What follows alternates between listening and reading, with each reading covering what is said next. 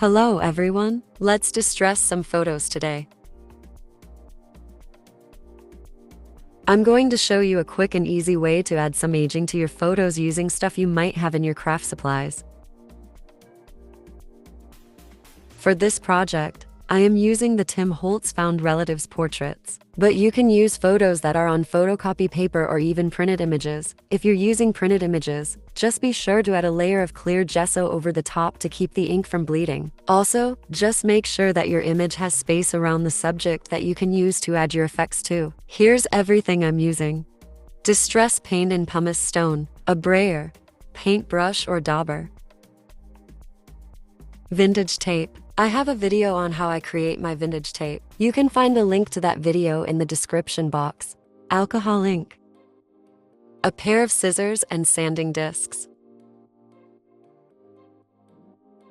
I am also going to be using some white gesso. I forgot to add that in here, but you'll see it further down in the video. Here is what the end result looks like. I love how worn they look. It's perfect if you love the added touch of vintage in your journals. Alright, let's get to distressing. I'm going to start off by distressing the edges of my photos using my scissors and my sanding discs.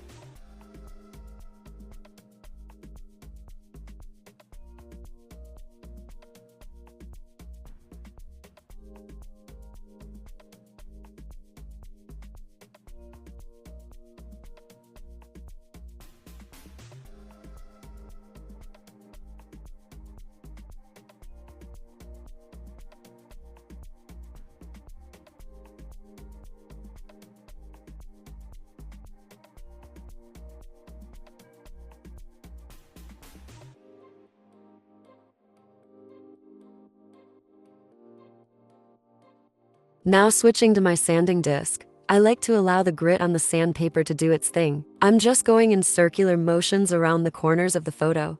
These discs that I got off of Amazon, don't tell me what grit they are, but based on my knowledge of sandpaper from the many years I used them working with wood, I think the two that I use most are a 160 grit and 100 grit. You'll see me switching between the two here in a minute. Just an FYI, if you notice some warping in my videos, it's because I use a camera app called Meitu. I find the iPhone camera to be extremely dark and harsh because of its high resolution or default HDR settings. This camera, on the other hand, is much brighter and allows me to switch between filters if I want. The only issue is that it picks up faces of people and warps it. Don't know what that's about, but that's where you see some warping going on. I guess the camera is picking up on the features of the lady in the photo and is adding the face filter to her. Sorry about that. I also like to drag the sanding disc along the sides and add scratches around and over the subject in the photo. I feel like that gives it the authentic look of a worn vintage photo.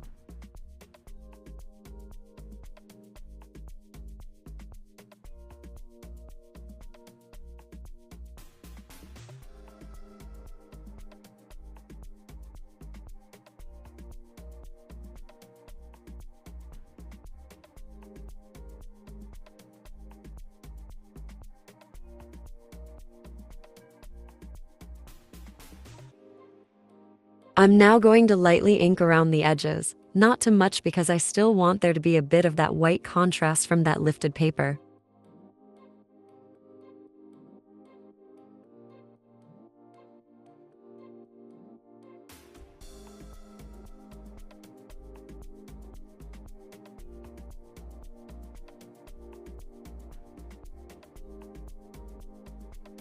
I am also adding some ink to the photo itself, just lightly around the scratches I just added over and around the subject.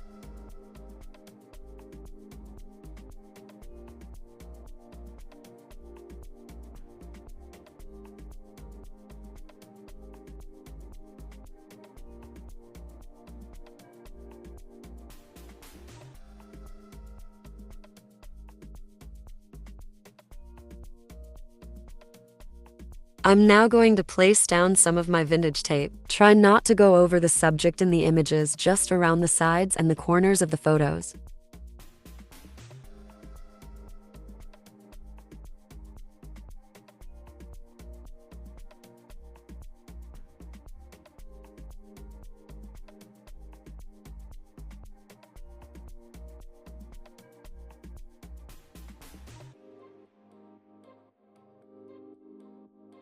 I'm now busting out my alcohol ink. I'm using the Ranger Timholtz alcohol ink in ginger. Using my dauber, I'm just going to start adding some of that alcohol ink to the edges and the sides of my photographs, allowing the ink to seep into the photo.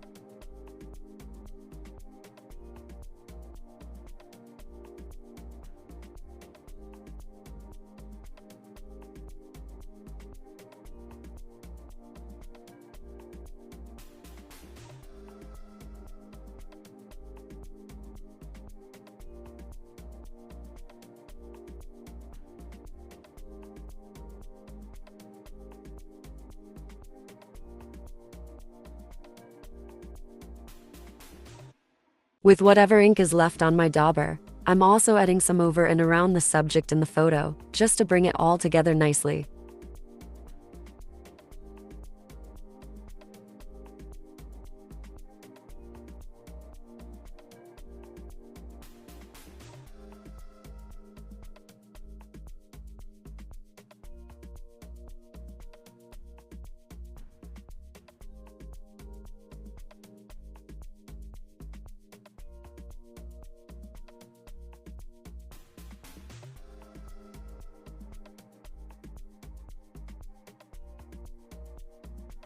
My next step is adding some of that pumice stone paint. I don't know what it is about this color, but it just looks really cool on my projects. I'm almost halfway through the bottle already. For the paint, I first used my brayer, but then switched to my dauber. I think I have more control with the paint this way.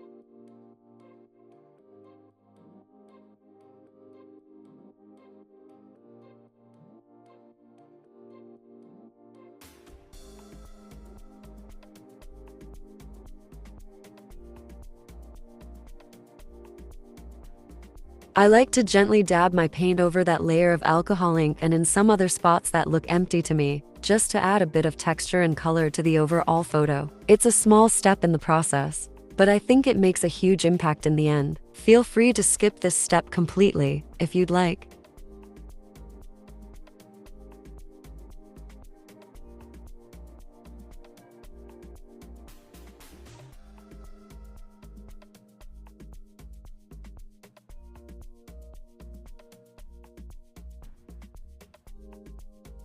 My next step is adding some white gesso. This is the one that I'm using. You can pause and take a screenshot if you want to purchase the same brand. I got this off of Amazon. I'm just adding some of the gesso to my mat here and using my brayer to add the gesso. I'm gonna get just a really light layer of that onto my brayer and very gently, I'm going to start rolling that over the surface of the image, mostly on the edges first, and then with the residue left on my brayer, I'll run it over the entire image.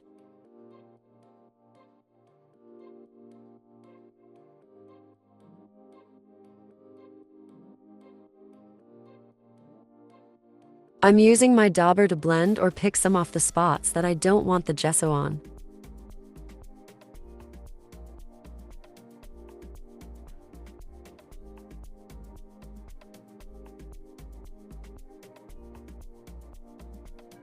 I'm repeating that step until I like how the image looks.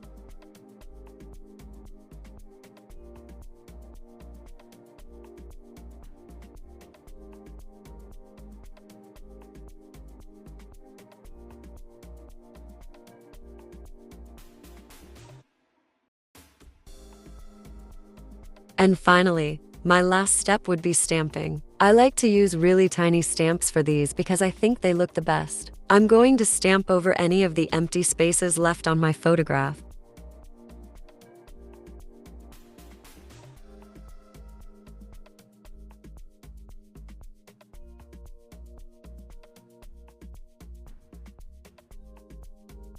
I'm not sure what stamps I'm using here. I think I got these off of Amazon when I first started creating back in 2020. Feel free to use whatever stamps you have on hand. There's multiple ways that you can make your photos stand out. If it isn't these tiny scripted stamps that I'm using, I think I would have just used my Sam Poole's dates from the past stamp set and maybe added a signature or two.